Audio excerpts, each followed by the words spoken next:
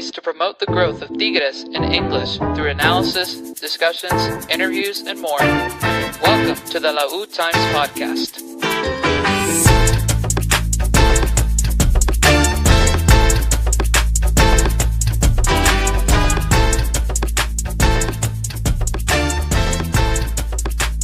Welcome back, everybody, to the Lautimes podcast, where we talk about Tigres in English. And tonight we have a action-packed episode for you guys. There is so much to discuss tonight that we're going to try and fly through it as quick as we can. But there's genuinely so much going on, so much that has happened over the last week since we last recorded. And this episode also kind of doubles as a post-game show because just less than an hour ago, the boys just finished their matchup in Canada in the first leg of Champions Cup against Forge. So, like I said, a lot to get to tonight. But thank you for joining us. If you're joining us live and if you're listening back on podcast later, I'm Dennis, tonight's host, and the producer. For the moment, we're playing a little two-man game, but I'm very happy to be joined by my friend, the great Lou, aka Tigres_English. How are you, my friend? What's up, Dennis? Good to be here, man. Thanks for being here, my friend. We should be joined by Mr. Double L Nation Edgar here in a little bit, and we'll see who else joins later on. But like I said, lots to get to tonight. Little PSA first, though. I am wearing the green kit. I just got it in on Sunday, and I really like it. I think it looks really good. Even for the replica version, it looks really good. So thank you, Adidas, for putting it on sale a couple weeks ago. And then thank you, Adidas, for your awards program because I got this jersey for $60 instead of $100. Steal, man. Yes, sir. All right, my friend. Well, lots to get to. Let's start with the freshest thing that has happened real quick. If you're watching right now, by the way, come hang out with us in the chat. Leave your thoughts about what we talk about and share the stream with everybody. But let's talk about this first leg against Forge that just happened. A 0-0 draw in a very cold environment. Like, cold is like an understatement. It was frigid up there in Canada to the max, to the point where everybody was wearing gloves pretty much for the most part, unless you're Diego Lainez, who decided to wear a short sleeve jersey. Like a real hero, I guess. I don't know. But a interesting game. I thought an overall pretty positive game, to be honest. The ball just didn't go in. A combination of an offside goal, goalie made some good saves, just kind of some mad chances. But to be honest, man, I don't think that's a bad result. And the performance I thought was pretty good. We'll dive deep into it here in a second, but what do you think coming off the heels of that match ending an hour ago? I mean, the temperature was in the single digits, and when I say single digits, it was closer to 0 than 10. Very, very cold. If you've ever played in those type of conditions, you know that the ball feels different, the ball rolls differently, and just from the get-go, I could tell our guys were uncomfortable in that temperature. They're definitely not used to it. Nothing like you'll ever see in Nuevo León. So I think it was one of those tough games that on the road that you just want to come out with a halfway decent result. And I think I had said it last week. It was going to be more than likely a 0-0 game. We struggle when we play in Canada, and for some reason we tend to get games when it's the coldest months out of the year. And so, overall, I think it was positive. We missed a good, 3 or 4 clear chances. Their goalie, even though he looks like a regular rec league 5-a-side type of goalie, he was making some great saves. Gotta give it to him. He might have been the MVP of the match. According to Thought Mob, he was. So, I mean, got to give him props, right? He was dialed in, but it's a result that we can take back home and turn that into a positive. So I'm definitely okay with it. Obviously, I don't love it, but I'm okay with that result. Yeah, I thought, especially first half, we had some good phases in the beginning. Like the first couple of minutes, we couldn't really get a hold of the ball, but then like towards around the 10-minute mark, we were grooving, kind of phased in and out throughout the first half. Second half, kind of the same sort of story. I really like that Guido like went for it. Like I don't think Guido got anything wrong in this game. Like I thought the game plan was really solid. I really liked when he went three at the back and kind of shifted from the 4-2-3-1 into like a 3-5-2 sort of situation, especially once the subs started coming in. Now some of those subs work, not necessarily, but I like that he changed it and kind of tried to overload things, especially towards their box. And, Brunetta's just slightly offside on that goal. The referee was horrible, like probably a couple penalties that could have been called. But other than that, like I thought the team was fine. I'll talk about a certain someone that I did not think had a good game tonight, a guy that I just mentioned by name. But I want to bring in our great friend Edgar, who has joined us here right now. Double A Nation in the house. DFW represent as well. How are you? Oh, are you frozen? Seems that I am. Ah. I don't know why. Hey, the bad weather here stopped last week, dude. Tell your computer to get it together. There we go. I think that's a little bit better. There you go. Now you're in here. My friend, your thoughts on this Forge match in the immediate aftermath of it? I'll admit, for the circumstances of it was very cold and we're missing a couple players from the starting 11. I think we did well. I agree with you that the refereeing was a disaster, and I think some of the players on the field needed to step it up just a little bit. Some of them looked like they either didn't want to be there or that they weren't giving in 100%. So my two little gripes right there. Yeah, I want to give some shout outs first. I thought Romulo was excellent all game. I mean, starting off as a center back and then once the formation shifted, like kind of being like a stopper, sitting a tiny bit deeper than everybody else in the 3-5-2. I thought he was great. I loved Gorriaran today. I thought he was just active everywhere, winning balls back, cutting passes off. Flores, I thought, was pretty solid. Vigon had a good game. I know he started the last two games, and he's not your everyday starter, but I thought he was fine. I like that Guido went with Loroña on the left and Garza on the right, because I don't think you want to, especially when Lainez is starting on the right side, I don't think you want to mess up that synergy that those two have. Now, was the synergy between Flores and Loroña great? No, not really, but I also thought Loroña didn't put a foot wrong in that game. Like, he defended well, made good passes, like read the game really well. I thought he was strong. But when I look at, some of these ratings, some of these stats about the team, I'm shocked that Brunetta got such a high rating because I thought he was very disappointing. Just how are you losing the ball against, no disrespect to Fords, I'm trying to be mindful here, but how are you losing the ball to guys who are playing in a league a few levels below League MX? Like, anytime he tried to hold up play, it just seemed like it was super easy for him to get the ball. I thought, especially in the second half, some of the passes that he was making were just really bad. Constantly getting intercepted, constantly getting caught up by their defense. I just did not like his game tonight, and this is a type of game that he should dominate, especially with how much possession we had as a team. And I'm really disappointed with just the lack of execution on his part. I don't know if y'all agree with me, but I guess that's my hot take for this game, is that I think he was pretty rough. Yeah, I think that's fair.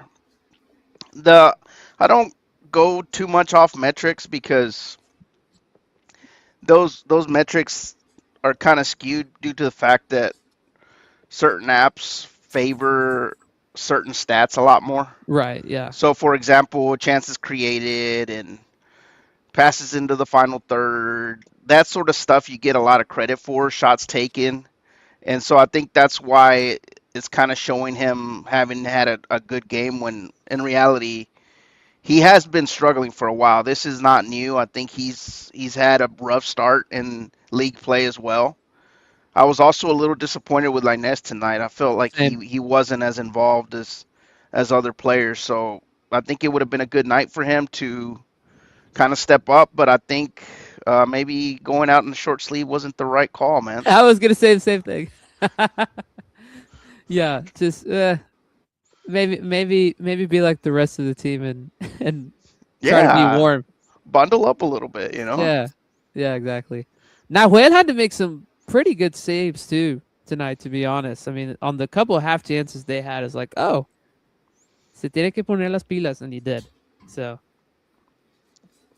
I don't know what else you guys want to add about that.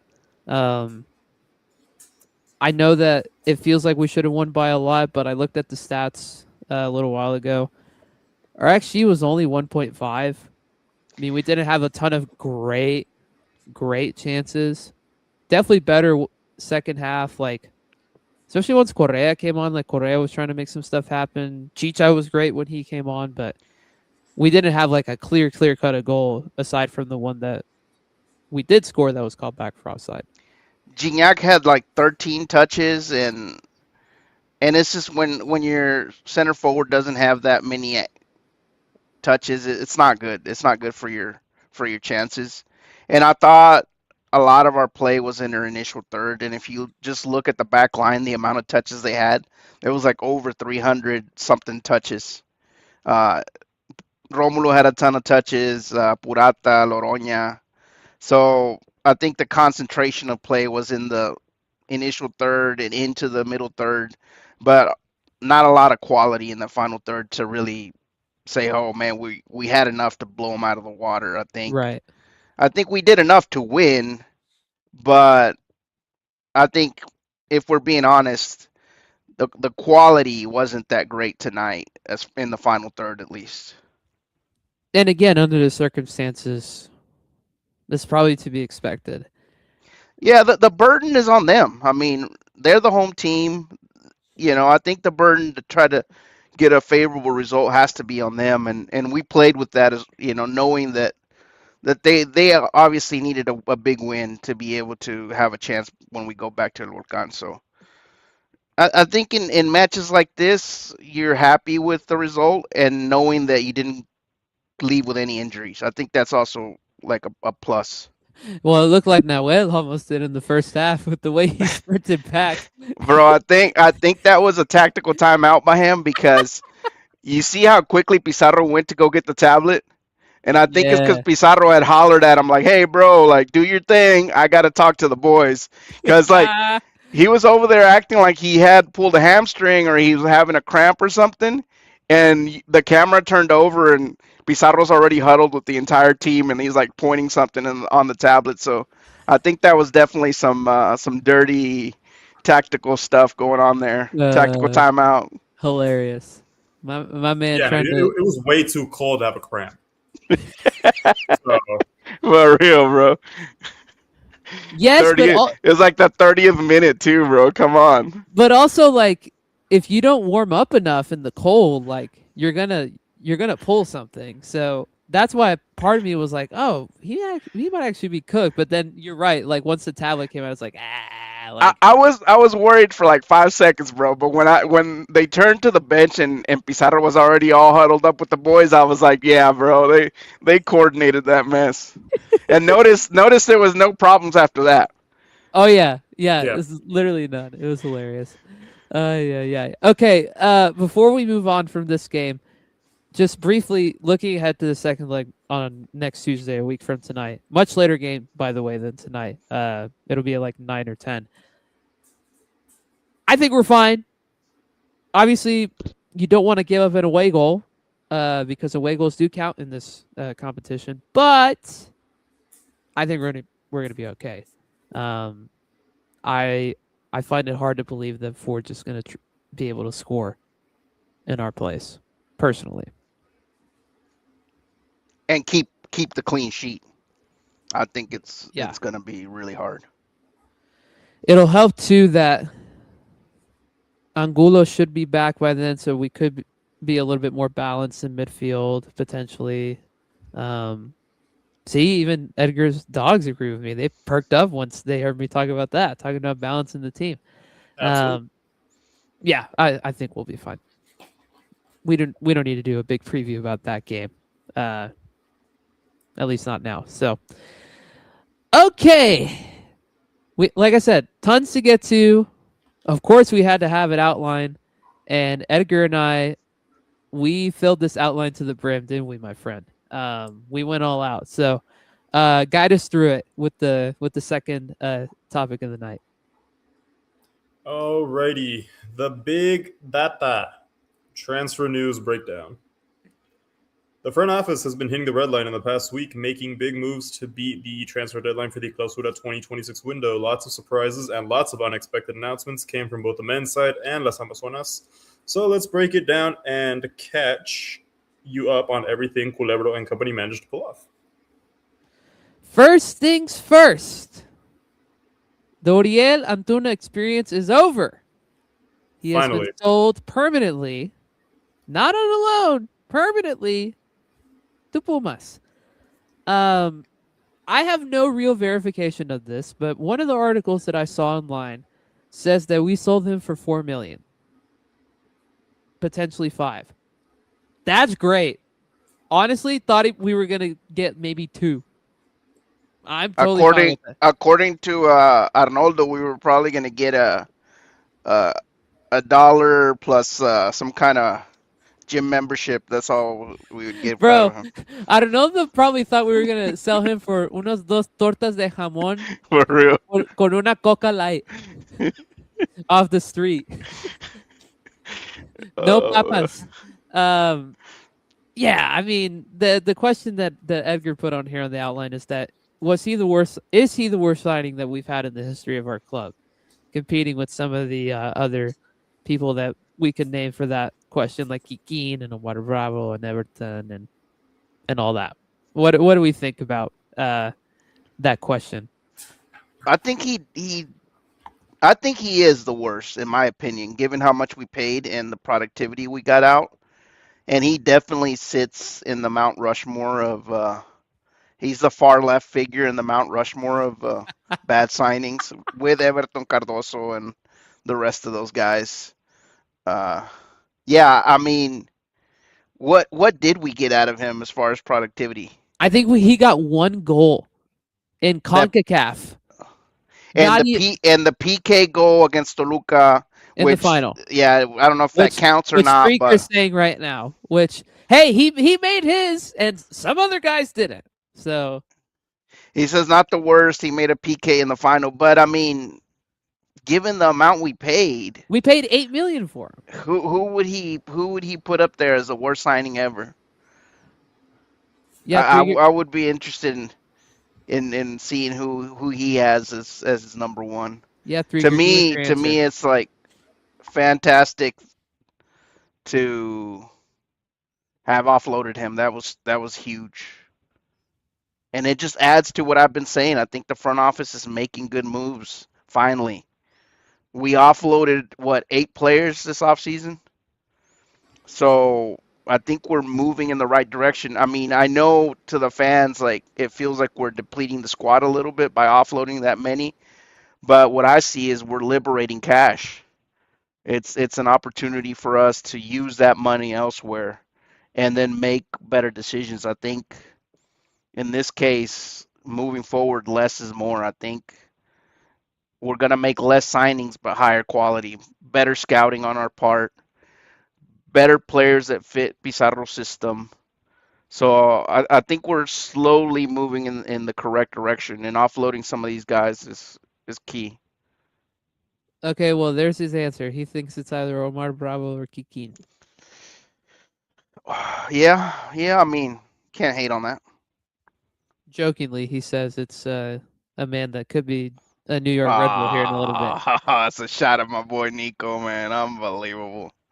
Hold on, I got you. Both hit him with that boo, bro. Both what Lou thinks about that comment and a summary of Uriel Antuna's time with Tigres. You're welcome.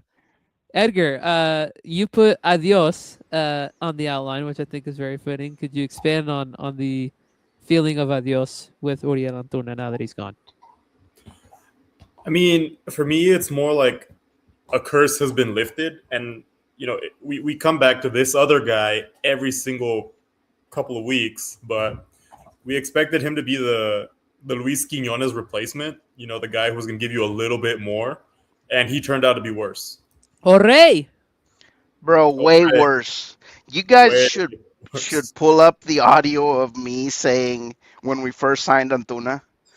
I think there is a clip of me saying, well, he can't be any worse than Luis Quiñones, Oh so we'll gosh.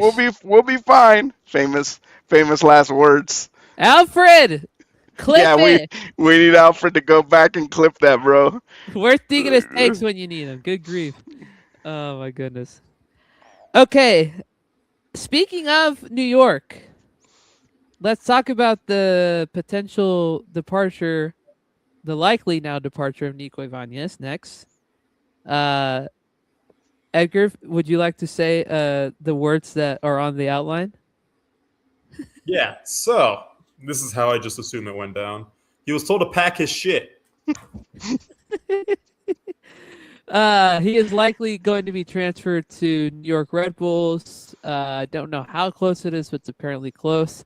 It is funny that it's there because he's not even going to start. He's going to be the backup behind Eric Choupo-Moting, Bundesliga legend. But yeah, how do we feel about that? Considering that we're probably going to get a decent amount of money for him as well.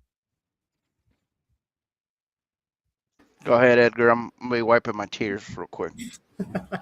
So definitely prefer he, not stay in Liga MX.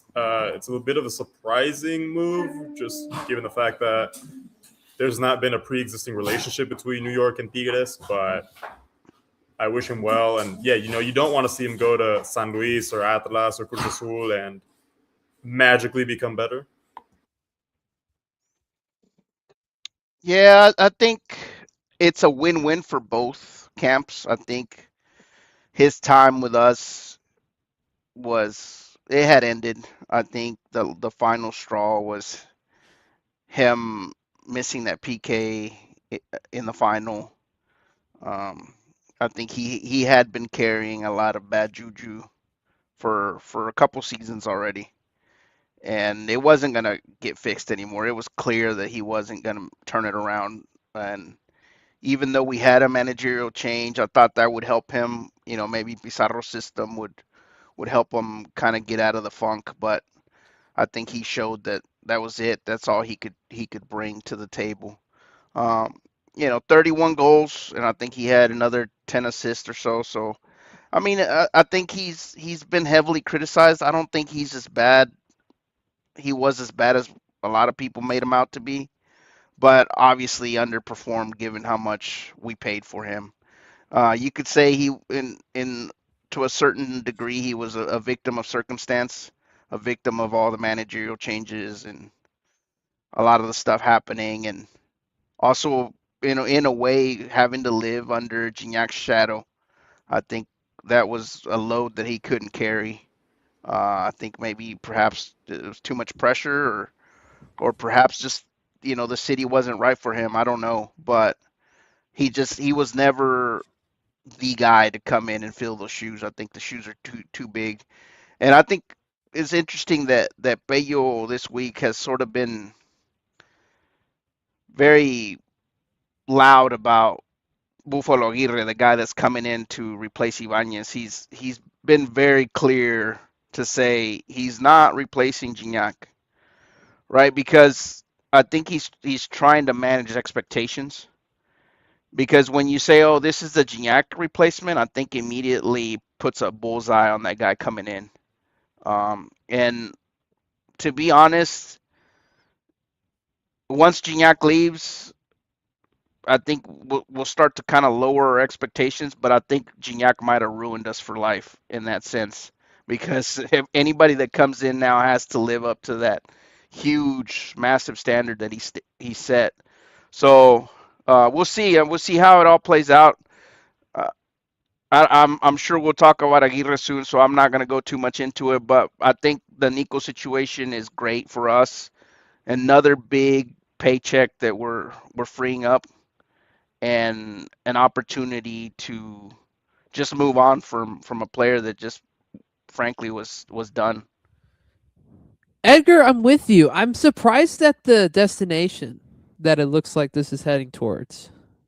I would have thought there were some other fits in MLS that could have made a little bit more sense. Like maybe San Jose had they not just bought Timo Werner. Yeah. Charlotte could use a striker. Um, The Texas teams.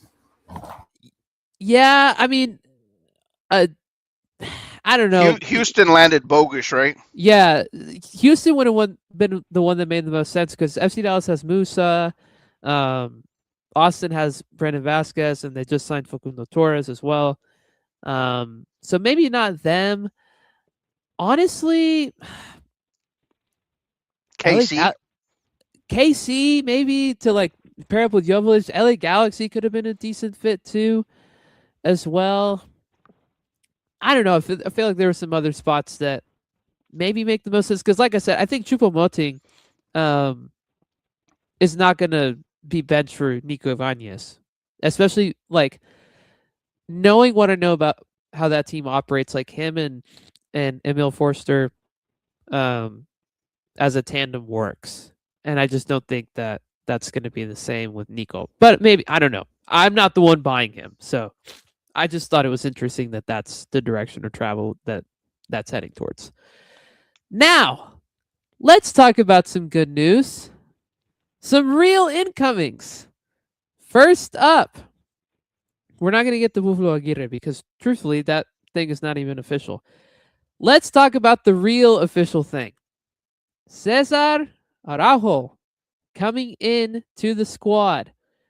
If you don't know anything about him, if you've been living under a rock, here's the little bit of bio about him, which is hilarious, by the way, that most of this news that we're talking about now broke that day after we recorded last week. So annoying. This being, I think, the first one.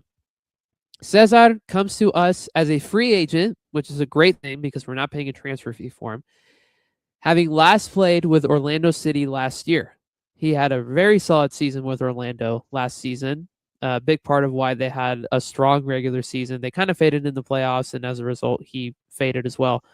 But he had a very good season operating in a double pivot, which is what he would operate in most likely here. He's 24 years old. He's the younger brother of former Liga MX player Maxi Araujo. And it's just a great sort of midfield presence. He is able to kind of sit back deeper, can be productive going forward as well, like scored some goals last year. There is a lot to like about this player. There's a lot to like about this deal as well, how we got him, the fact that, like I said, we didn't have to get a transfer fee. There's a lot to appreciate about this decision from the front office. I'm very giddy about this personally. I like that we have a little bit more balance with the international slots that we have. Another Uruguayan in the team. Maybe that helps balance out the Argentinians that apparently people were mad at within the locker room last season. But I think this is a fantastic deal. I think he'll fit right in with this team. I'm very excited to see him and Romulo hopefully start together. Hopefully that's the starting tandem going forward. Because him at 24 versus Guardian at 31 or 30, there's going to be a difference in energy level and, how fast you get fatigued and all that. So agility. So like I said, I think this is a great signing. What do you guys think? I love it, man. I love the signing. I think a lot has been made of whether it was our fifth or sixth option after we missed out on John Solis and a few other guys. But I think Pizarro knows that position really well. I think he knows what he wants out of that position. He knows what he needs out of it. And Pizarro, having played that position for such a long time, has a really good eye for those type of players. And I think all the names that popped up, honestly, none of them, I didn't hate any of them. And when I saw Cesar Araujo was basically coming in without us having to pay a release clause, it's a no-brainer. Young kid, that can give us.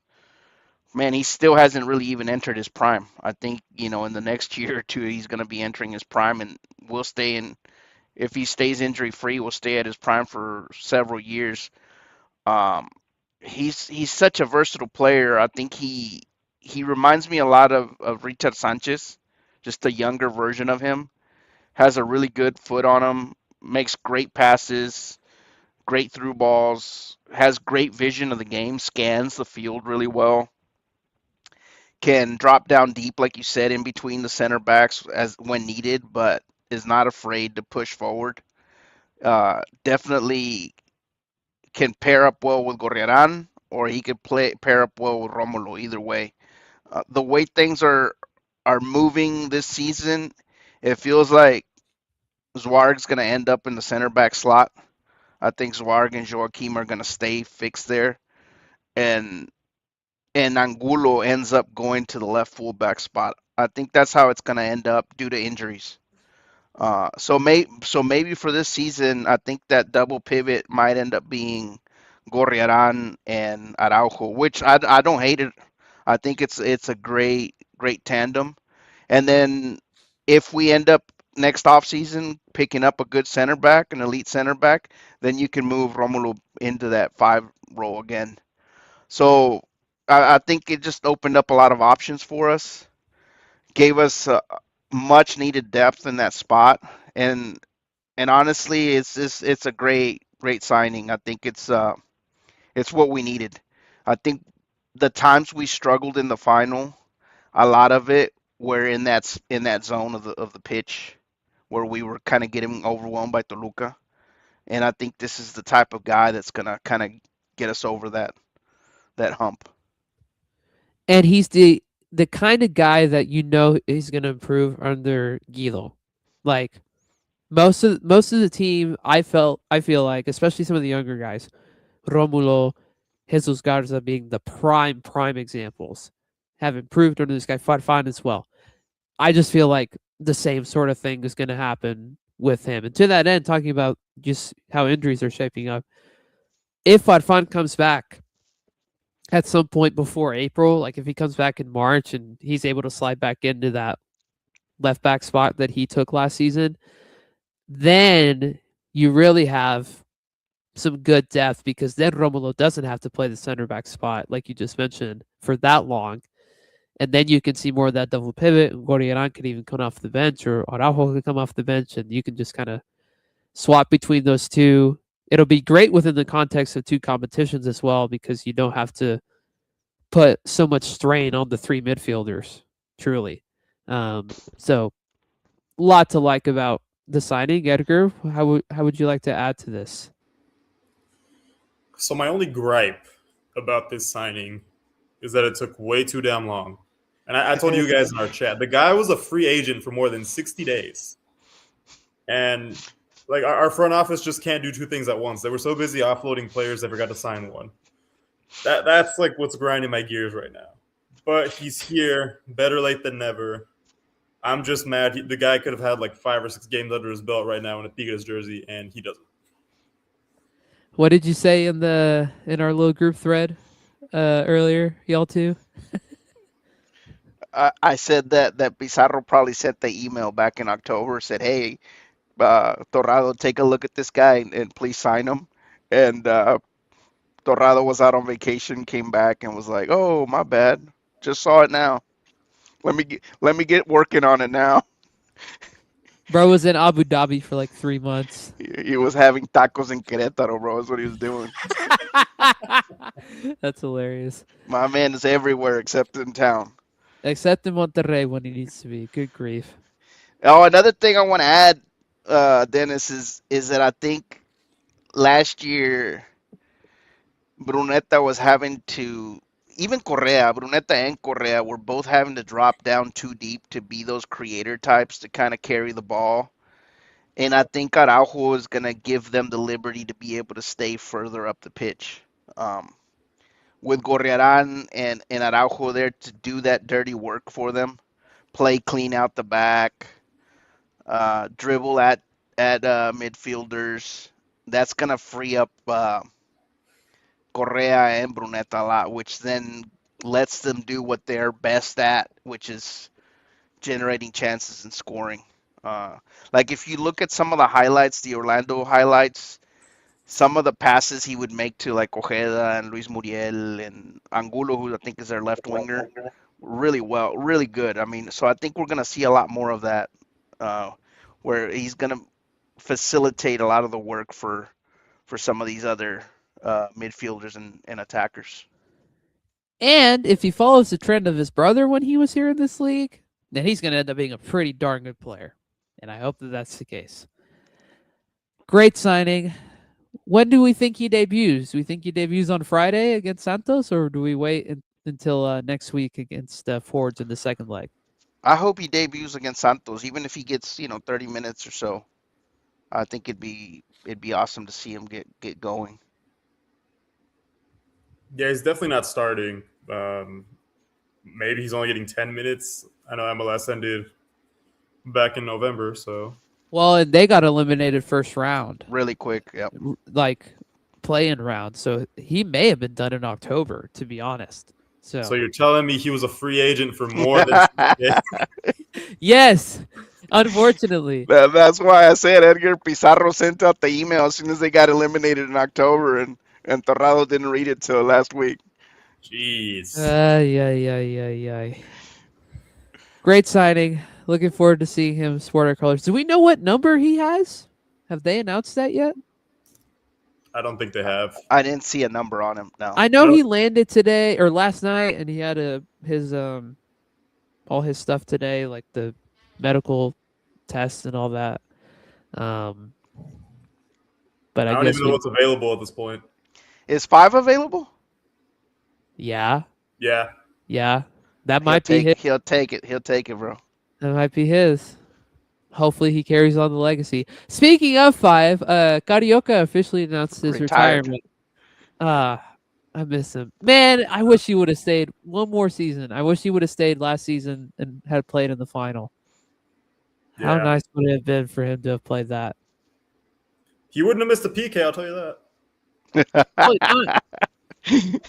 Maybe we wouldn't even needed PKs. Maybe we would have won. Yeah. Maybe he would have bossed that midfield one last time, bro. Used that magic. I miss him. Enjoy retirement, Cardio Crack. Okay, let's talk about a transfer that may happen, may not at this point, based on some stuff happening with the club that this player is currently at. Rodrigo El Buffalo Aguirre, as Lou was talking about earlier in regards to Pello.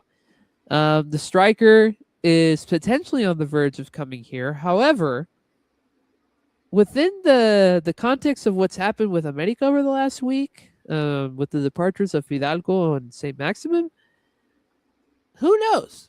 To be honest with you, who knows? I know we have feelings about this transfer. Not necessarily the best, not necessarily the worst. If he does come, do we think he contributes? Yes. But in what sense, Edgar? I think you'll get a little bit more out of him than you've gotten at his last 2 or 3 clubs. I know Pello and a couple other media outlets were pressing that he's fighting for a spot on his national team for the World Cup, and that's great. But I'm thinking slightly longer term, you would get a little bit more out of him just in general, just with the other players he's going to have supporting him. I think you'll definitely get more than Nico Ibanez. And to say that he's here to replace Gignac is ridiculous and absurd, and I would never believe that. But someone out there at a Mitomanos type of media outlet is going to try to push that or say that. So, and just to clarify, he's probably coming on a loan, should it happen. At least that's all signs indicate towards that, in theory. Threaker saying he contributes in red cards. Well, I'm glad Threaker mentioned that, because I think we need to set the expectations kind of low for him, in the sense that don't expect a ton of scoring. He hasn't scored a ton in the last 3 seasons.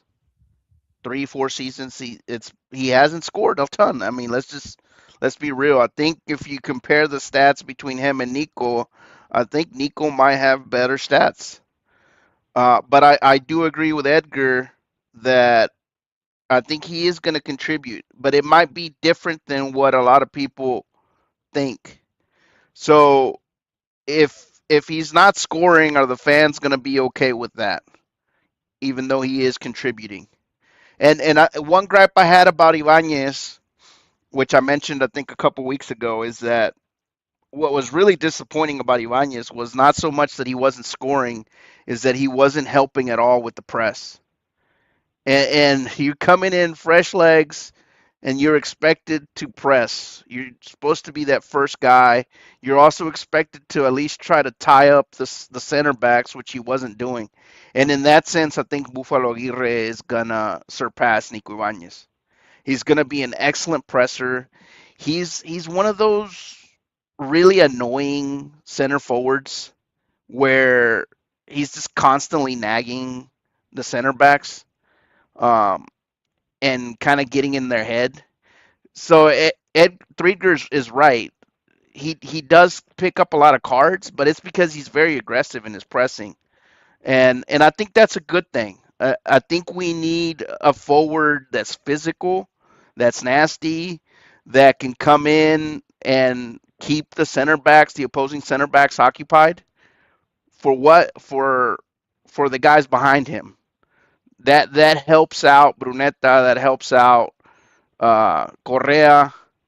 It also is. He's also the type of guy that's going to be a lot better as a post, playing with his back behind, towards the center backs, and I think he's going to be able to bring down those long balls, distribute, get other players involved. So I think that even though that's not scoring, to me that's still contributing because you're allowing other players to free up, and I think that's ultimately what Pizarro sees in him.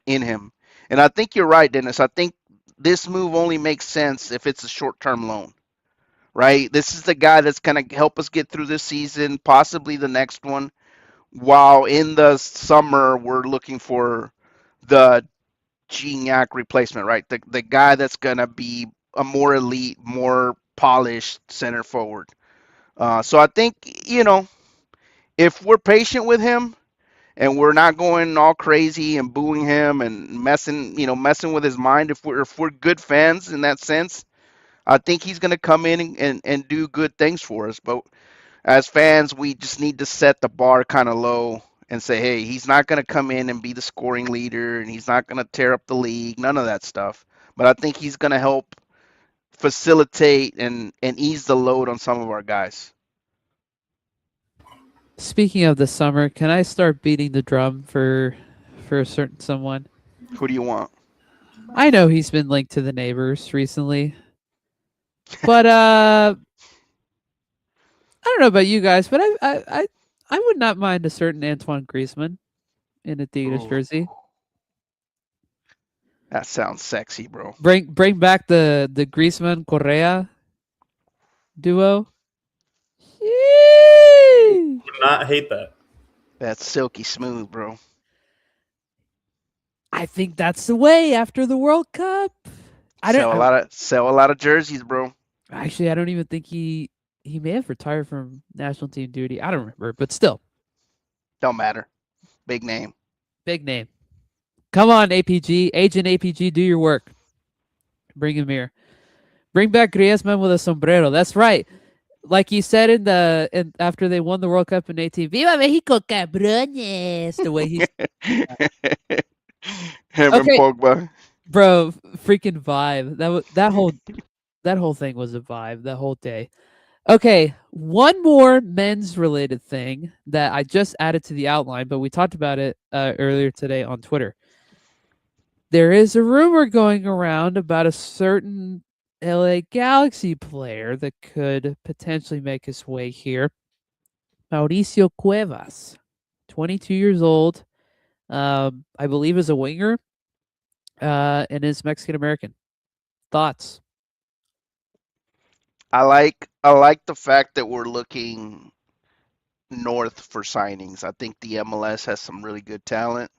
There's some really good Mexican American talent, and I do like that sort of thing. I think Bayo sort of talked about it on his show on Monday, but he didn't drop any names. But now I kind of know that that's who he was referring to.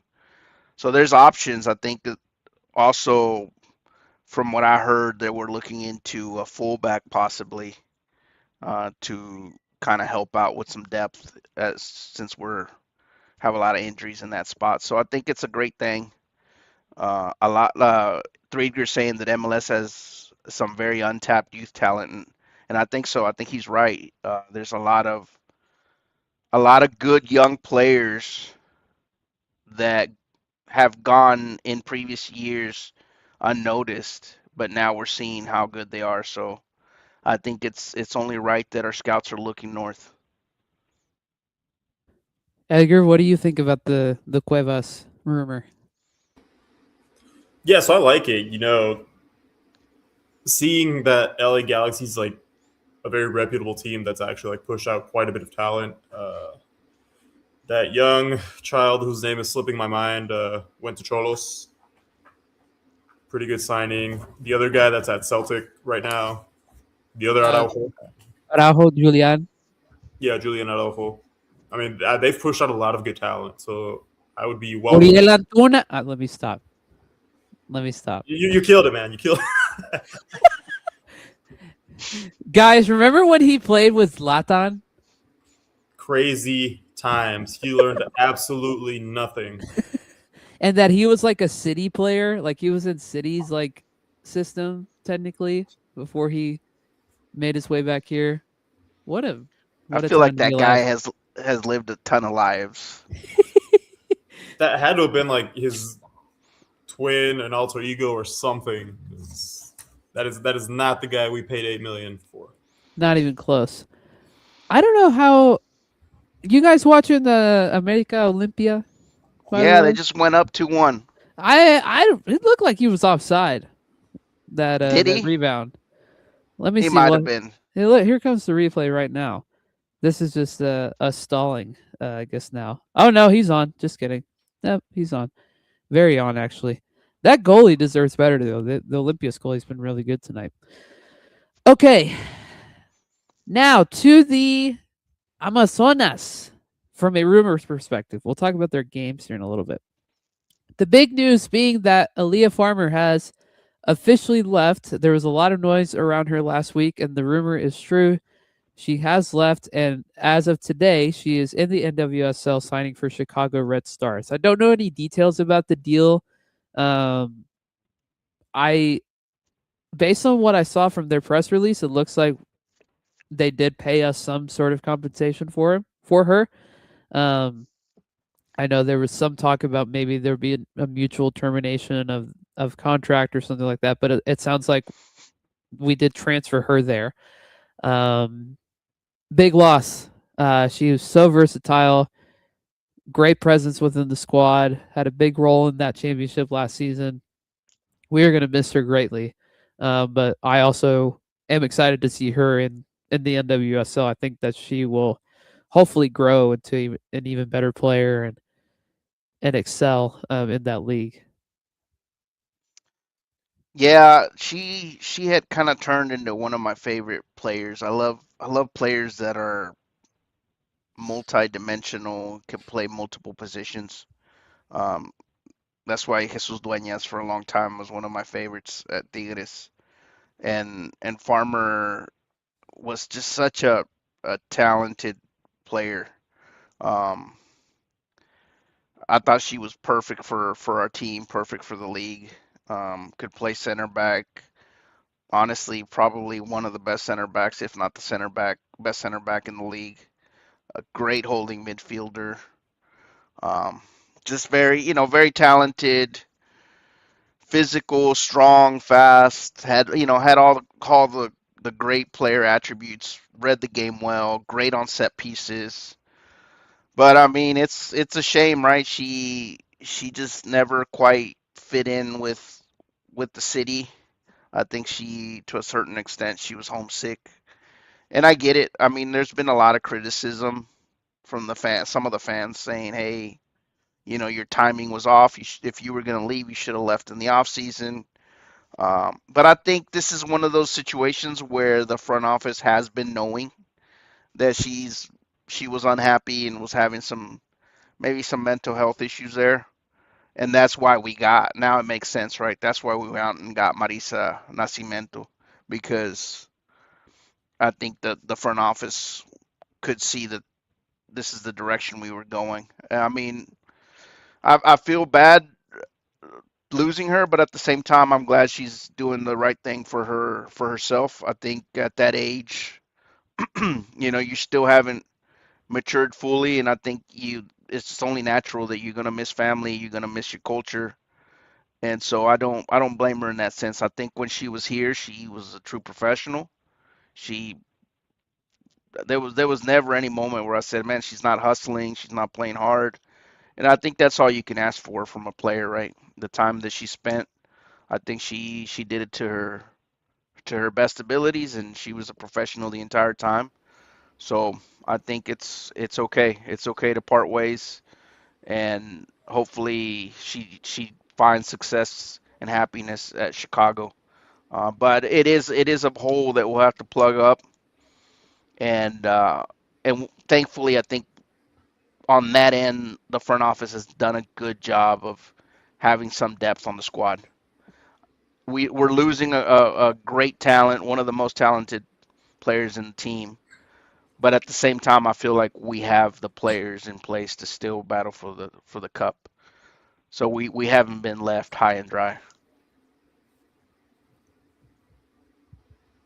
Yeah, and I mean, like, because she's such a talented player, that's why fans are frustrated. And that's why, some of them are saying she didn't handle it in the best manner. For me, it takes a lot of professionalism to say, hey, like, I cannot devote myself 100% to this position where I'm at, and I've got to step away. So I do applaud her for that. And the narrative that I have, whether it's true or not, we'll never know, is that, she didn't leave in the offseason because the front office was trying to persuade her to stay. That's what I read, heard. Don't know if it's true. Makes a little bit more sense to me. But regardless, all you can say is thank you for being a professional the entire time and wish her well in her career. Yeah, and even in the last moments of her here, like she was excellent, like gave it her all. Prime example being the goal she scored against Toluca to win us that game. Her post game interview, like with the social media team after that, like she was like really excited and was talking highly of the team. And she's a very likable personality as well. So wish her well. Hopefully she does great in the NWSL, because that means that she can hopefully translate that for the national team as well.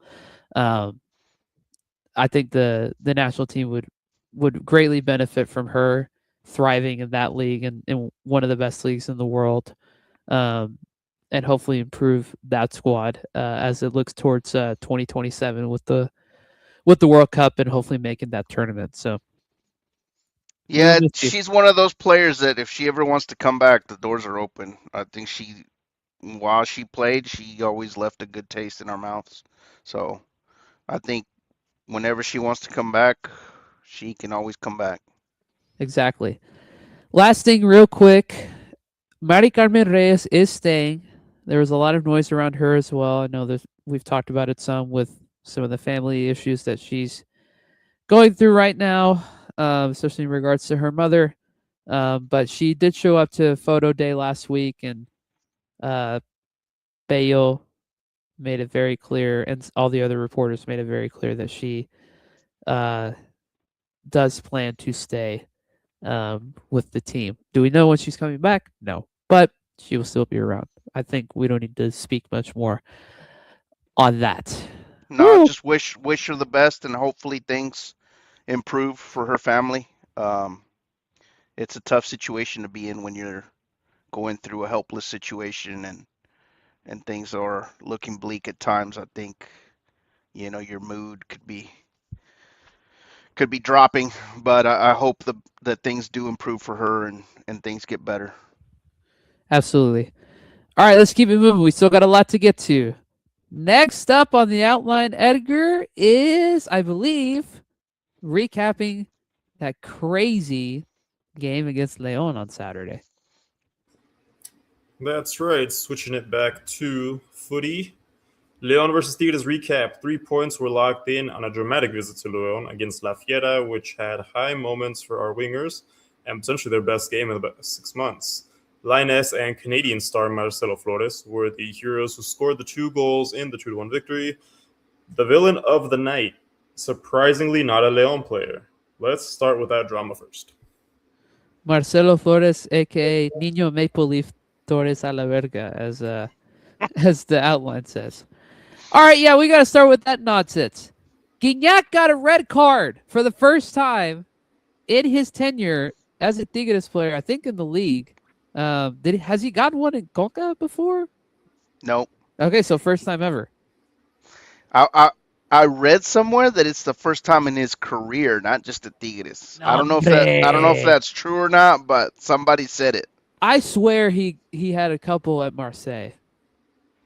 I swear. Yeah. Maybe it was fake news, but I read it somewhere. I was like, wow. I'll do some research. Let's keep it a buck. It's ridiculous that even happened. First of all, the first yellow card that he got was because Pinche Adonai, which is the worst referee in this league, and a league full of bad referees. This dude got butthurt for Guignac barely speaking to him, that he had to give him a yellow card. And then this idiot falls for this flop that the Leon defender had on this challenge that he was having with Guignac, and he immediately hands him the second yellow. What are we doing? This guy, every time he refs in the league, Tigres or not, causes chaos. It is never good. He is way too egotistical. He makes the games about himself. He gives out a ton of yellow cards for no reason most of the time. He impacts the game negatively every single time he referees. He is bad at his job. Adonai Escobedo needs to not be a referee in our league anymore. It's ridiculous. The fact that happened is ridiculous. Please, somebody else talk, because I feel like I've ranted enough for the last 45 seconds. But I'm still hot from that. You know what my theory is on all this is that Televisa and TUDN have a lot to blame for this referee situation we face in the league, the poor refereeing. And it's because I think a lot of these refs grew up watching TUDN and Televisa, the narrative. And if you look at the way they narrate the game, everything's so exaggerated and everything's just like blown out of proportion. It's just like huge drama. Everything should be a yellow, everything should be a red. And so they go in and that's how they referee the game. Like everything is just blown out of proportion. A lot of times the first yellow that is given is always such a soft yellow that in other leagues it wouldn't even get called, but then they call it here. And I think then these refs runs themselves into these issues where then later they run into a situation where they think it's another yellow and they just give it out, and they're just handing out yellows left and right, which I think hurts us. Like when we go play at other competitions, our guys are too soft. They're not used to the contact, the physicality. Like you look at the way like the Argentinian league in Brazil, like players get up in the faces of refs, and the refs don't get all like hurt about it. They're not like flopping or acting like it's the end of the world, right? They have this certain, they carry themselves with a certain kind of dignity, whereas Escobedo's like a diva, bro. He's just like, he's soft. He's a weak man. Like how can you just like shrink when you see Gignac? And it's almost like he's giving out these cards out of fear for the, he fears the man, so that's how he gets back at him. It's just silly, man, but that's who he is. I mean, like honestly, when it happened, I was like, yeah. And actually, I was watching it on IPTV with with the Tu de N from Mexico. I don't know if it was. I don't know if you guys were listening to Aldo Farias on your end here on the U.S. one. Okay, so it is different broadcasters. So I was watching the Mexico version, and Aldo Farias was commentating for that game, Okay, I had the Fox one on. and he said, dude, he called it as soon as Gignac got the first one. He said, "Today Adonai Escobedo is gonna make sure he picks up a red." He called it. And sure enough, when it happened, I was like, "Yeah, I mean, dude, you called it." Like he want. I think he almost wanted to be the dude that was gonna give Gignac his first red card ever, It makes me so angry. Yeah, I mean, if bro. you I told mean, me that was like on his bucket list, I believe you. I genuinely yeah, believe that. Pinche Mamelucas, bro. Like what are you doing? Like, again, get out of this league. Stop refereeing. He, he, bro, he he's so reminds fat, me of the loser kid from high school, bro, that had no friends and nobody liked him, but he dude. just went Yes, around and like just annoying everybody. You know, the troll that just went around just being the most annoying guy ever. That's he's him to so me. bad that it makes me feel like I would be a good referee in the league, and I'm not even that good of a referee in kids soccer. But I feel like I could ref better than that dude. Good lord, man. I just. Ugh. So as a result, obviously, Guignac partially started tonight because he's not going to play Yeah, Friday. he's not gonna play. Yeah. He's suspended. So, which who would have thought, right, that this dude would get suspended for that nonsense? Anywho, enough about Adonai. You know what's funny about all that too? Sorry to keep going on this, but in that little scuffle that emerged from that yellow card, did you see Barreiro giving who was it, Yes, Linus, like a bro, he full blown elbow greased to the him. face? I mean, bro, like deliberate elbow to the face, and No that card. that's nothing. You know, they're like, come on, bro, like give me a break with this stuff. Yeah, Learn how to do your job, please. yeah. No kidding. Okay, the actual game. Marcelo was great. Linus was great. Both had great goals. I felt like the goal that they scored was a little unfortunate on our end. Like, I think in some other scenarios, Nahuel probably gets that. And we had to survive the end of the second half where they came on strong and all that. But I thought I thought the team did all right. 6 points from 6 from the road is not what I had on my bingo card. But I thought we had better phases of play. Angulo returned, which is always great news. Osby Rodriguez, I thought, had a solid game. Had an assist for all you people who've been hating on him recently. I don't know.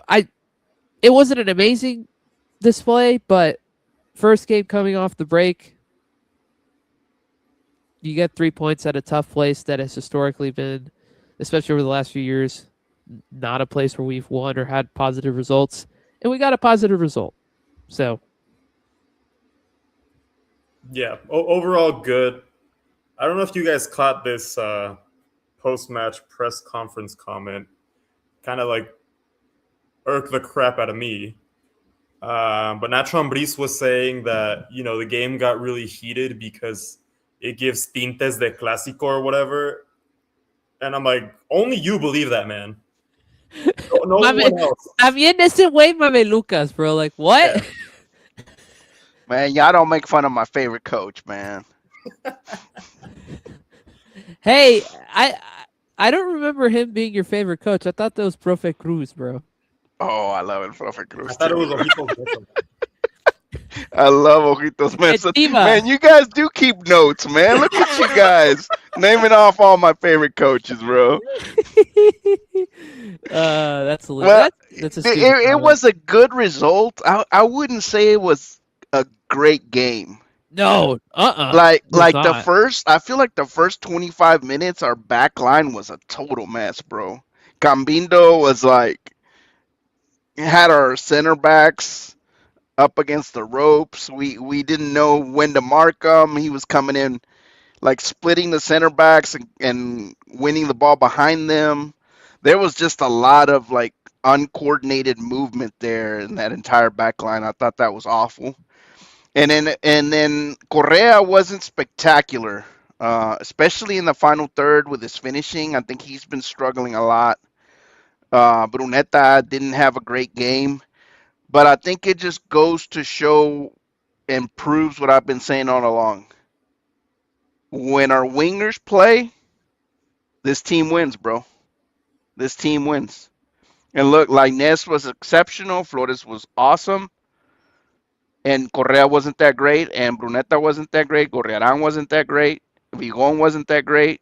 So that whole center interior lanes, we weren't great, but our wingers were spectacular, and we won the game. Yep. So I think even though Pizarro has really tried to fortify those interior lanes and make sure that we at times play in and out instead of out and in, uh, I think it goes to show that to this day the system relies a lot on wingers, and it goes back to 2011. When the wingers are dialed in, the team just looks a whole lot better, and it's tougher. It's tougher to guard. I mean, we had them on skates at times because the movement was great and we were aggressive. And I think it looked great. Hey man, I'm looking at Antuna right now on the match. Did you see him on the bench? Yeah, dude, I was just about to say the same thing, bro. If you're wondering what we're talking about, he's currently on the bench as they're playing San Diego in Champions Cup. Thank you, Anyways, Pumas, by the way, for helping us out with him. hilarious, absolutely hilarious. Special Was shout that out to Pumas. was that all you're gonna say there? That was it. I'm done. Yeah, I think we need to differentiate. It was a good result, but not entirely a great match. We had moments of good play, but I think there was some big chunks of play where we looked pretty bad. And I think Yep, I think if Leon had been a little bit sharper, I think they probably could have hurt us a lot more. yep, heard. Well, let's hope that our next game on Friday, this is a nice little segue into the next section, will be a nice little reset. Viernes Botanero edition. Edgar, let us preview Tigres versus Santos. The ball keeps rolling this week as our Incomparables host Llantos Laguna this Friday in the most passionate stadium in all of Mexico. We haven't had the best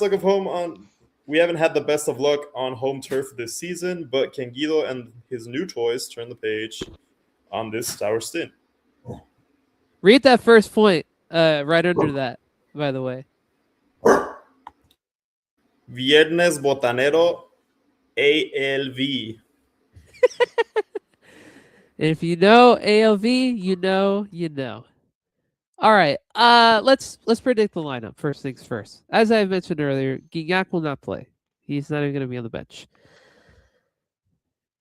We suspect that Araujo will not start at the very least. Angulo was held back from the trip to Canada today. So was Paco Reyes. So was Nicolas Ibanez because he's still technically on the team. How do we expect the squad to shake up as we look ahead to Friday night? Go ahead, Edgar. I'll say, well, we know Nahuel's in goal, obviously. I do think Romulo and Joaquim are back too. Angulo's healthy, correct? Yeah. Yeah, then he's going to be on our left. I don't know who we're plugging in on the right. And I'd like to see Nando, Brunetta, Correa, Lainez, Marcelo, and I guess Gacelo is the only option up top. Okay, Lou, would you differentiate? No, I think it's pretty close. On the right fullback, I'm going with Garza again. Right, he's available. So Garza keeps that spot. Lainez, right winger. Flores, left winger. I think he keeps Gorriaran and Vigon in that double pivot, and then Bruneta and Correa. 4-2-4. I would do the same thing, except I would switch out Lainez and put Chicha in from the start. I thought Chicha For had a the really for the minutes for the or just minutes for the minutes. You need rotation anyway. There's a lot of games happening right now. Um, it is a short turnaround, mind you. Like they're flying back from Canada tomorrow, I assume, or maybe late tonight, and you're tonight? playing Yeah. on a Friday, right? So you need to do some level of rotation. Um, I think Chicha deserves to get a start one of these games. It's a good team to get that against too, with a Santos team that's not very good. Um, I don't know where they are in the standings, to be frank, to start the season, but if we're basing it off what they have been recently, they're not very good. So let's rack up some youth minutes. Let's give him a chance, and I think I'll be happy besides that. So I keep my same lineup that I mentioned, but I think I'm gonna at halftime I'm subbing in Chicha, like you mentioned, and at halftime I'm also subbing in Araujo for all right, Vigon nice. for Vigon. Okay, So I think that would kind of or you could leave Vigon and sub in Araujo for Gorriaran to give him rest. it would not surprise me if Osby ends up getting the start at left back, and actually Angulo comes in at center back with Joaquim, and we get Romulo as the six. I would not be shocked by that. Oh, golazo from Pumas! I Holy got cow! I man, you're ahead of me. Holy cow! You're about to see a golazo. Holy cow! While I wait for that, I got news for you, Dennis. All right. I don't think Romulo is leaving that center back spot. Ah, man. I think I want you to be Pizarro wrong, but I think you're right. I think Unfortunately, Pizarro has kind of fallen in love with that with with him at that spot.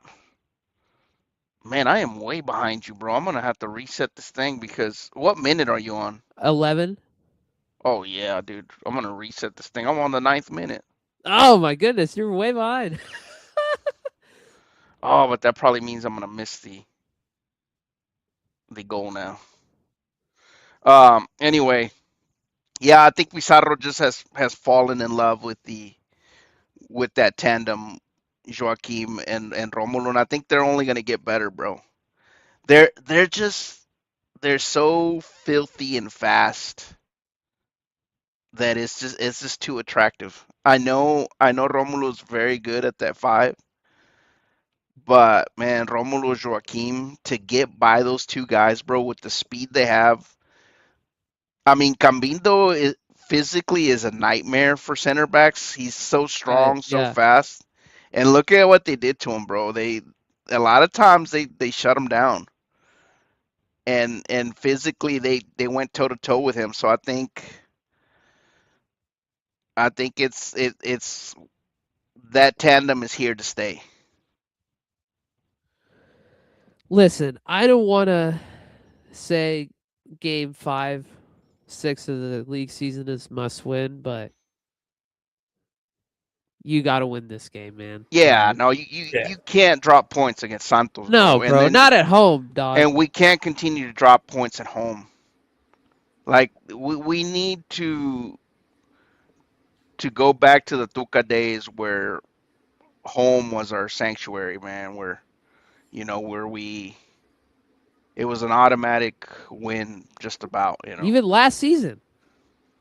Yeah, I mean last season we were really good, so that needs to continue. Predictions. 3-0. Woo!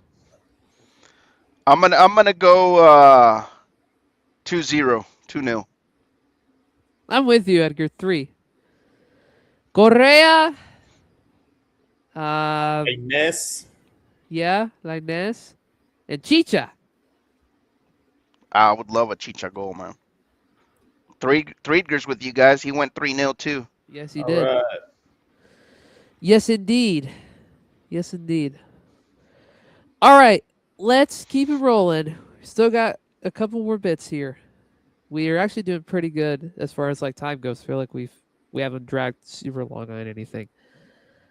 Oh, his goal scorers are Correa, Chelo, Lainez. Fair.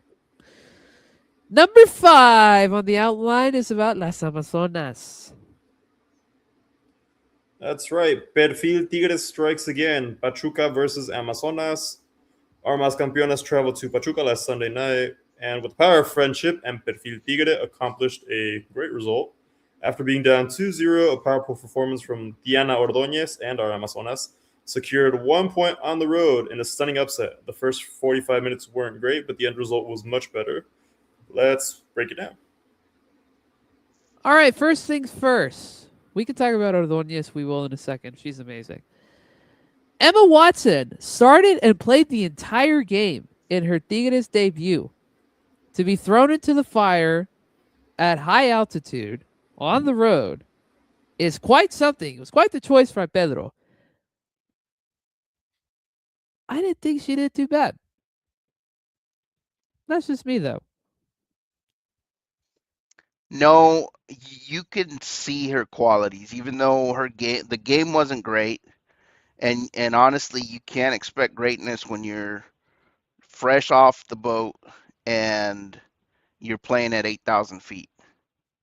I mean, to me, honestly, Pedro Losa kind of went overboard playing her the full 90, knowing the conditions. I mean, she was clearly pretty gassed, and she's in excellent shape, but she struggled with that altitude. You could tell. But I'm seeing things in her that are really impressive, like great vision, Great passing. Oh my gosh. great passer, bro. She is a great passer. She closes lanes really quickly, and I think the one issue that I'm seeing right now is that she hasn't found chemistry with her teammates yet. At times, I felt like Hermoso was getting in her way. I think if we're gonna truly let her boss that midfield, we're gonna need to get Hermoso out of her way. Let her be that motor in the midfield, and Hermoso could be further up the pitch. Um, that to me that they don't have good chemistry. I think Hermoso is too slow for her. She thinks faster, she moves faster, and they're just not going to be in sync. You know, you're talking about a older veteran player with a very young athletic player, and I think just it's like water and oil. They just don't mix. So I think we're gonna have to pair her up. Unfortunately, Farmer is gone, but to me that would have been a great double pivot where Farmer's kind of your destroyer and Watson is the creator. So we'll see. We'll see. Maybe her and Delgado kind of hit it off. Or At her and Mari Carmen down the Oof, line. that would be fantastic. Woo-wee. That would be fantastic. But I could sense at times like she wasn't in the right spots, and at times she was in the right spots, but her teammates were not feeding her the ball. That that gets fixed by watching film, talking to Right. your teammates, Right. practice time. So there's no need to worry about all that. Uh, I think the attributes are there. She's gonna be a fantastic passer, and now basically you're adding another great passer to the team. I think we struggled to play out the back last season, mainly because we didn't have great passers. But now Marisa is an excellent passer, bro. Yeah. So you have Marisa in that back line that is an excellent passer, and you're adding Emma Watson ahead of her, also an excellent passer. I think that opens up your opportunities to be able to play clean out the back, faster, better counters, better movement, everything. So I think she's gonna be great for this team. It's just we just need time to gel. We need time to to get it together. But I think she looks great. I mean, she didn't have a great game. Don't get it twisted, but she looks like she has a ton of potential. Edgar, I know you're disappointed that she did not bring Harry Potter with her, but uh, I would assume that you're pretty content with that debut, yeah? Yeah, overall, like I mean, as you guys mentioned it, genuinely surprised she played the full game, but I liked what I saw. A lot of potential. Do we know if her loan is 6 months or 1 year? Well, that's a good question. I hope it's a year. I'd like to see her for a Yeah. while. That'd be I pretty get great. the sense that it's 6 months though. Probably. Didn't Prob- read it, but that was kind of the sense that I got. Probably coincides with the Women's Super League season back in England, if I had to guess. Yeah, maybe Traeger has some info on that. Yeah. Yeah. If you got it, my friend, please share. Tati Flores got some minutes. And she was all right. You look pretty good. Yeah. I was going to say. She was fast. I think she helped us on the counter. I, I don't want to fault Pedro Losa too much for that starting 11 because I do like him experimenting. There was a few pieces that I thought didn't work out too well. Eve did not look great on that right fullback spot to me. It wasn't terrible, but she didn't look great. And so I think the subs sort of kind of fixed some of these issues that we were having. And I think Tatiana actually, a lot of people I was reading were complaining, like, oh, we're bringing in Tatiana, but she actually played well. She was aggressive. And I think she was in sync with our forward. So good sub, worked out. I think I said it last season. The times she has played, she has looked all right. I mean, I think it's just a matter of maybe giving her more opportunities. Okay. Edgar? Yeah, I mean, like I said, I was genuinely surprised to see uh, Tati playing, but I think she did well. Maybe it's a little bit of a confidence issue, just a tad bit, but she looked good. Hopefully, she gets more opportunities. Helps with the youth minutes on that front as well. Yeah, for on sure. On the feminine side of things. By the way, on the men's side, we're at 353, I think, last time I saw the league account post that number, so pretty decent. Those are some Jornada 15 numbers. That's right. That's right. Waiting on certain guys to come back from their Olympics or World Cup. Yeah. We're adding up the under 23 national team minutes. We're like, yeah, exactly. Edgar, can you spare a moment to express your gratitude to our savior Diana Ordóñez for once again being the hero in our time of need?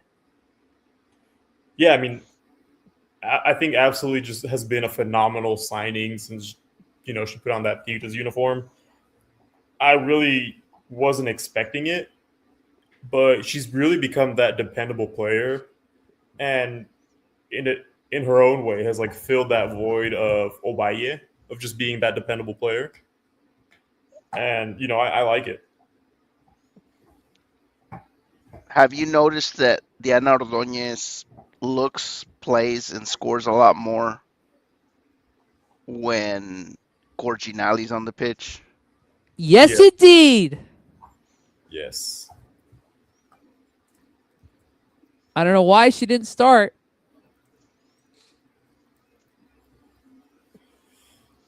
That's one of those berrinches or like I don't know what you call it. It's one of those little Stubbornness. Yeah, that we still need to fine tune a little bit, but Yeah. Maybe you can go to Monterrey, Edgar, and give one of your famous wedgies to Mr. Pedro Losa for us. he needs one. He needs Needs one. He's done okay. He's done okay this season. We're not going to be too hard on him, but for dropping Corginali after scoring in 3 straight games, definitely meritorious of a good Edgar wedgie. Yes. That's funny. That is funny. Okay, next up for Las Amazonas is a game against Cruz Azul on Thursday. Big home stretch now. Cruz Azul on Thursday, and then Juarez on Sunday, and then there's one more after that I can't remember off the top of my head. Finally, some home matches for this team. Bro, it's been a rough start of the season, bro. Like a lot of tough games. Toluca is a tough game. Yep. Then you got Cruz Azul coming up, tough game. Pachuca at their place, tough matchup. But So to we've get them had a all out of the way early is good, yeah, dude. and to get a good result. I know we don't look great in the standings, and other teams are looking fantastic, but I think they've faced the soft end of the schedule while we've kind of already going through the roughest part. Game in hand too. May I remind everybody? We got the Pueblita game at hand, so no need to panic from the fans. I know there's a lot of belly aching and complaining, but I think we're gonna be okay. We're gonna be okay. It's early part of the season. We faced the toughest part of the calendar. Obviously, we still have a few tough games left, but we're gonna face a lot of the lower of the part of the standings teams. So I think we're gonna be all right. The Cruz And Azul it's only 5 points away from first place with the game in hand, as you guys mentioned. So, eighth place isn't great, but we're not doing terrible. Yeah, and we haven't lost a game this season. Like, we probably should have lost a couple, but we've come back and gotten results. And that's a good thing too. The fact that we can overcome adversity and basically, like, even when you're down 2 late in the game, you still have a shot. I think that speaks well of our ladies, that they've got that grittiness and resiliency in them. The resilience factor hasn't gone away. Which you mentioned how we haven't lost the season, but last year we were on a huge streak. I think we're like on a 23 game unbeaten streak, bro. Something crazy. I mean, I think Pedro Loza went on a little rant after his press conference because somebody said, "Hey, well, the fans are complaining that your team's not looking that great," and he's like, "I don't know why they'd be complaining when we haven't lost a game in forever." And he's got a point. We have kept the wins and the ties, so got to give them props for that. And it's there's a lot of change happening. Like, some pieces have left, new pieces are coming in. Everybody's kind of slowly getting reintegrated. Still some people out with injuries. Like, this team is not going to look at its peak, I don't think, until the end of the season. But that's when you want to be at your peak anyway, so it doesn't matter. Exactly. So exactly. No need to panic. I think the game on Thursday is going to be excellent, though. Cruz Azul looks real solid this season. They're a little bit above us in the standings, if I remember correctly. They played us well last season, in both the regular season and I think in the semifinal. We played them in the semifinal, didn't we? Semis, yeah. They played us well, so I expect that to be a competitive game, one that I think will come out on top because we're at home, but it should be a pretty solid affair on Thursday. And we'll actually be able to watch it for once. Uchenna Kanu. Woo! She's back. Back in Monterrey. So she'll be back against her ex-team, which she hasn't had a great season, so we'll see how she now plays that you say that, us. La Ley del Ex is Ley del Ex, watch out. Golly, bro. You just jinxed it already. Hey, I'm just glad we're going to be able to watch a game for once. Because some of these feminine games recently have been kind of a struggle to try and find on the interwebs. So glad we'll be able to watch at least on Estrella on Thursday. So, alrighty. We're almost done. Promise. We have one more section of this outline to get to, and it's a combination of things, as I like to say. Edgar, explain what is replacing From the Vault this week. Yeah, so From the Vault, just because there was so much news and so many things that came out, we're going to replace it with a little spotlight moment instead of our traditional From the Vault moments. Not to mention we haven't really had any good From the Vault moments lately. So just other little headlines, or little things that, came across the timeline. We'll start out with the first two. So a street artist or graffiti artist paid homage to Jenny Hermoso with her very own mural in Monterrey. super cool. And if you guys have not seen it, Double L Nation on Twitter has now posted it, so you guys can check it out there. Hashtag sponsored. Also, she posted about it on her Insta stories, and she loved it. So Yeah. super great. Super great.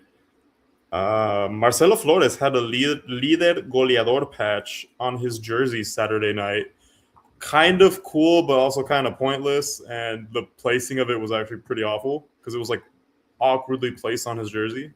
It's week 4, dog. Like, what is this? A Patchapalooza? Like, what are we doing? It's about as dumb and ridiculous as having all the sponsors on there. Like, what are we doing? What's not dumb is coming out looking like El Niño Torres Facts. and playing fire. That's right. That's right. Now, this last one is a very interesting bit of news that nobody saw coming. But mark your calendars for March. Edgar, explain what's happening on March 28th.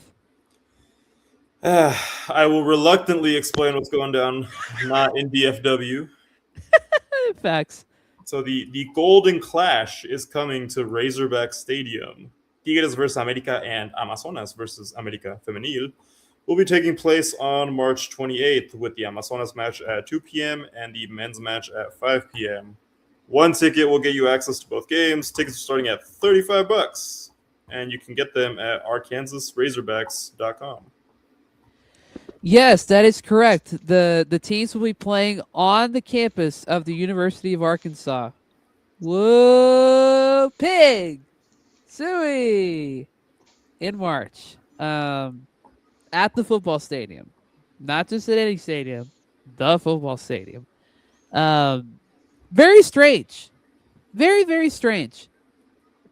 I think people will travel and people will go. I don't know if I'm going to be able to. I'd like to. I have a buddy who lives 30 minutes north of Fayetteville, so maybe I can convince him to come with me. But very odd.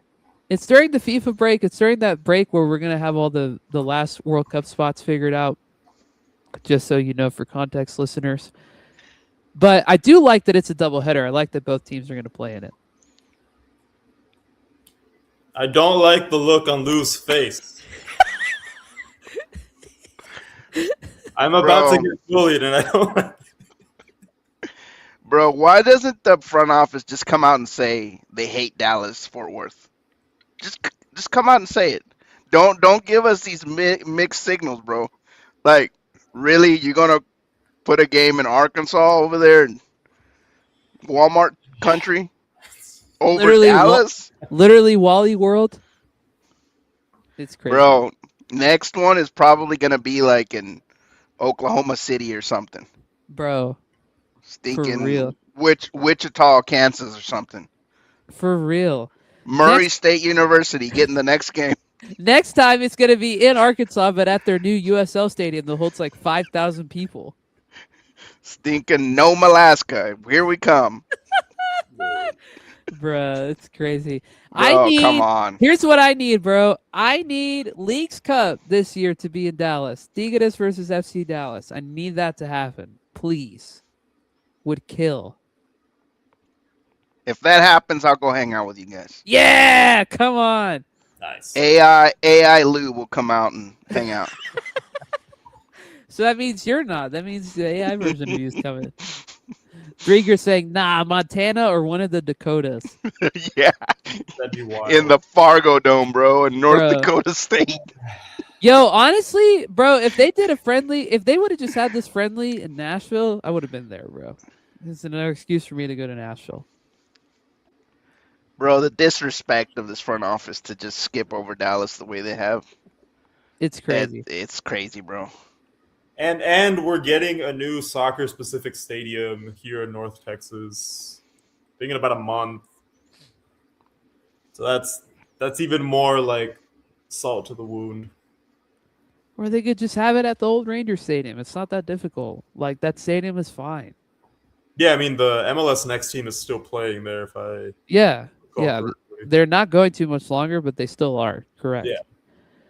Yeah. I don't know, man. It's interesting to play on a college campus. has Tigres ever played on a college campus before?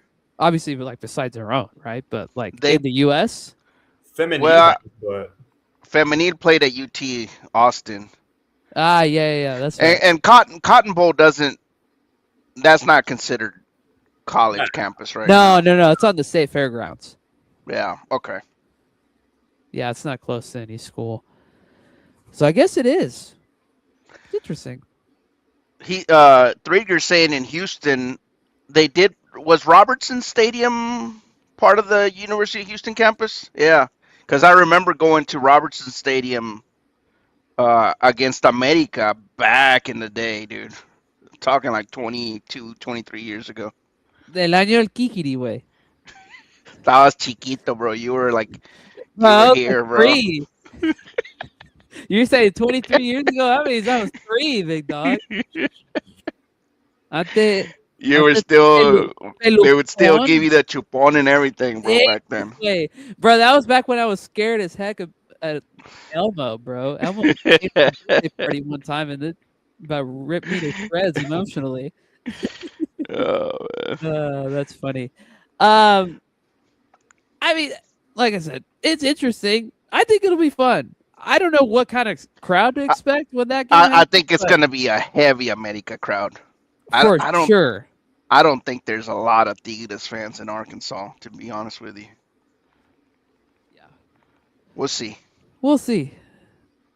I hope that they broadcast that too for those of us who aren't able to go to that match. We need Peyo to get the whole Estrella crew up here. Oh, that'd be awesome. That would be great. Yeah, those tickets are on sale. When the press release came out last week, they were not, but I think they started going on sale on Friday. So should be pretty easy to get tickets to that. So all right. Is that it? that is it. That is all we've got. Woo, man. Okay, that's an hour and 40 minutes almost, but it did not feel like it. It felt like it was just an hour. Like I said, we had a lot to get to tonight. We got through it in a decent amount of time. So 44 people watching us live. Thank you for joining us. Muchas gracias.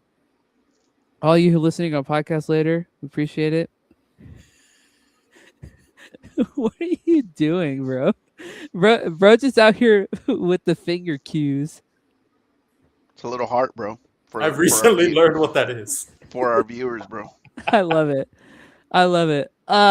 Hey, if you enjoyed this show, thank you. If you're not following us on all of our socials yet, between the lautimes socials or any of our socials, either look at the screen, peep the banner, peep our names, or look at the show description on YouTube or the show notes in Apple or Spotify or wherever. Spotify people, leave us a comment. Apple Podcast people, leave us a review. Goes a long way.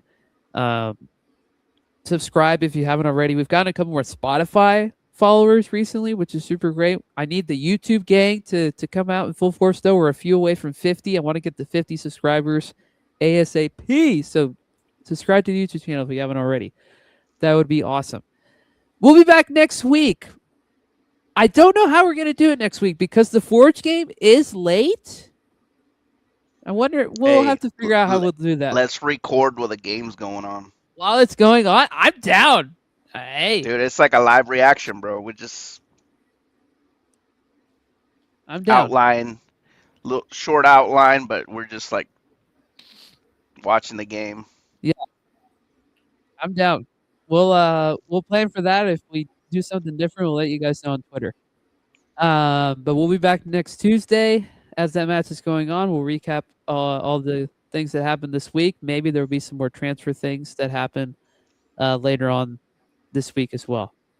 I don't want to get ahead of myself, Dennis, but if we do beat Forge in advance, who would we get? Do you know? Oh, I remember, but not off the top of my head.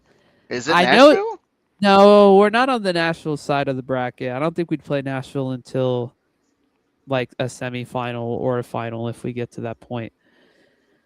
We would play... Oh, we play Cincy again, probably. Ooh, our friends from Cincy, bro. Yeah. Do we need to get our friends back on the pod again? Yeah, too? dude, we need to Yes. Our invite them. They're good people, bro. They're good Fun group, people. for sure. They've Cincy been Talk like my friends. favorite MLS podcasters of all time. Yeah. Yeah.